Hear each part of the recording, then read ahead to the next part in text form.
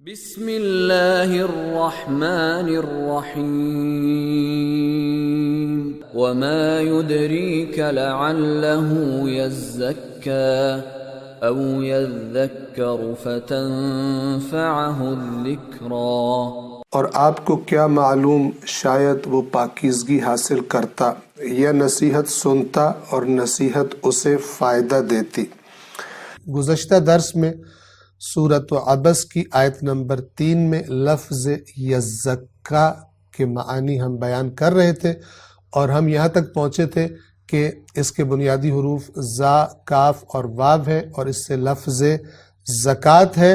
زکوٰۃ کا بنیادی معنی ہے کسی چیز کا بڑھنا اور زیادہ ہونا برکت الہیہ کی وجہ سے۔ توجہ فرمائیں، مال کا وہ حصہ جو حق کے الہی کے طور پر نکالا جاتا ہے اسے بھی زکوٰۃ کہتے ہیں، کیونکہ یہ زکوٰۃ مادی اور معنوی دونوں طرف سے نمو اور بڑھنے کا سبب بنتا ہے۔ یعنی جب انسان اپنا مال دیتا ہے خدا کے راستے میں تو اللہ تبارک و تعالیٰ اس مال میں مادی برکت بھی یعنی مال بھی بڑھا دیتا ہے، البتہ یہ اللہ تبارک و تعالیٰ جو مصلحت دیکھتا ہے بندے کے بارے میں اس کے مطابق کرتا ہے، لیکن ایک اور طرف سے بھی بندے کو ترقی اور رشد اور خداوند عالم زیادہ کر دیتا ہے، اور وہ ہے انسان کی کہ باطن کی معنویت میں، اس کی روحانیت میں، اس کے اللہ تبارک و تعالیٰ کے قرب میں خداوند عالم اضافہ فرما دیتا ہے۔ توجہ فرمائیں، اب ہم آتے ہیں لفظ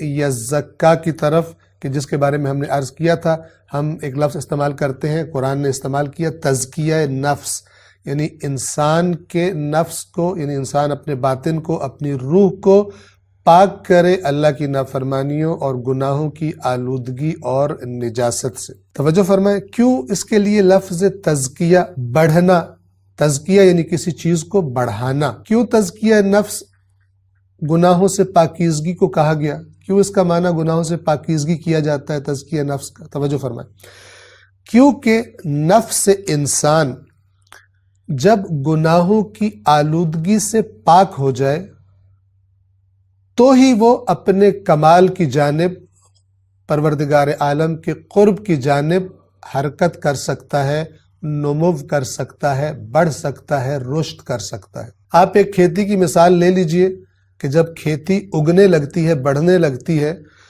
تو آپ نے دیکھا ہوگا کہ اس کے اندر بعض اوقات بہت ساری غیر مطلوب، نامطلوب جڑی بوٹیاں اگنا شروع ہو جاتی ہیں، اور وہ جڑی بوٹیاں جتنی زیادہ ہوں گی اتنا اس کھیتی کا نقصان ہوگا، اتنا وہ کھیتی کا نقصان کریں گی، اصل پودوں کو بڑھنے سے روک دیں گی۔ تو کسان کیا کرتا ہے؟ کسان مختلف طریقے اپناتا ہے تاکہ ان جڑی بوٹیوں سے کہ جو اس کی زراعت اور اس کی کھیتی کے صحیح اور اچھے طریقے سے نمو اور رشد کرنے میں رکاوٹ بن رہی ہیں جڑی بوٹیاں، ان کو وہ پاک کرتا ہے، کاٹ دیتا ہے، یا مثلا کوئی سپرے کر دیتا ہے، یا کوئی بھی طریقہ اختیار کرتا ہے۔ تو جب وہ رکاوٹیں، جڑی بوٹیاں وہ جب دور ہو جاتی ہیں تو پوری آزادی کے ساتھ اللہ تبارک و تعالیٰ نے اس بیج میں جو صلاحیت رکھی ہوتی ہے، اس پودے میں بڑھنے کی جو صلاحیت رکھی ہوتی ہے، جب رکاوٹیں دور ہو جاتی ہیں تو پھر وہ بہترین طریقے سے اپنے کمال کو پہنچ جاتا ہے۔ لیکن اگر وہ جڑی بوٹیاں صاف نہ کی جائیں، ان سے نجات نہ دلائی جائے اس کھیتی کو، تو پھر اگر تھوڑی بہت مثلا وہ بڑھ بھی جائے تو جتنی وہ بڑھ سکتی تھی اتنی ترقی اور رشد اور نمو نہیں کر سکتی۔ بس تزکیہ نفس کیا ہے کہ گناہوں کی آلودگیوں کو جو انسان کے کمال کی طرف حرکت میں رکاوٹ بنتے ہیں اور اس کو روک دیتے ہیں، گویا کہ وہ جڑی بوٹیاں ہیں جو کھیتی کو صحیح طرح اگنے اور بڑھنے نہیں دیتی، ان گناہوں کی جڑی بوٹیوں کو، ناپسندیدہ چیزوں کو پاک کیا جاتا ہے، انسان اپنے اندر سے دور کرتا ہے، گناہوں سے چھٹکارا حاصل کرتا ہے تاکہ اس کا نفس، اس کی روح اللہ تبارک و تعالیٰ کے قریب سے قریب تر ہو سکے، اس کے اندر اچھی صفات زیادہ سے زیادہ رشد کر سکے، اس کی معنویت، اس کی روحانیت اور زیادہ رشد کر سکے۔ لیکن جب تک گناہوں کی آلودگیاں اور نجاستیں انسان کے اندر موجود ہوتی ہیں تو یہ اس کھیتی کو، اس بابرکت کھیتی کو زیادہ صحیح طریقے سے بڑھنے نہیں دیتی اور رشد نہیں کرنے دیتی۔ توجہ فرمائیں، چونکہ نفس گناہوں کی آلودگی سے نکل کر ہی کمال کی جانب نمو اور رشد ترقی کر سکتا ہے، لہٰذا نفس کو گناہوں سے پاک کرنے کو کیا کہا گیا؟ تزکیہ نفس کہا گیا۔ بس اب آپ متوجہ ہو گئے، تزکیہ کا بنیادی معنی ہے بڑھانا۔ تو نفس انسان کو بڑھانا نقطہ کمال کی طرف، یہ کیسے ہوگا؟ گناہوں سے پاک ہونے کے بعد۔ لہٰذا اللہ تبارک و تعالی نے رسول اللہ کے بارے میں کیا فرمایا؟ هو الذی بعث فی الامیین رسولا منہم، وہی ہے، یعنی وہی اللہ تبارک و تعالی کی ذات ہے کہ جس نے جاہلوں میں ایک نبی بھیجا، انہی میں سے، یعنی انہی قریش کا حصہ ہے یہ نبی، اسی قوم سے آیا ہے۔ وہ کیا کرتا ہے؟